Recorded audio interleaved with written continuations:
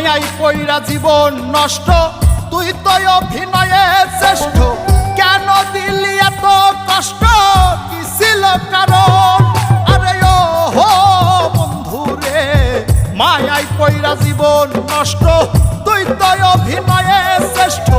কেন দিলি এত কষ্ট, কি ছিল কারণ? হইতো রে কি এমন ক্ষতি, হইতি রে তুই আমার যদি।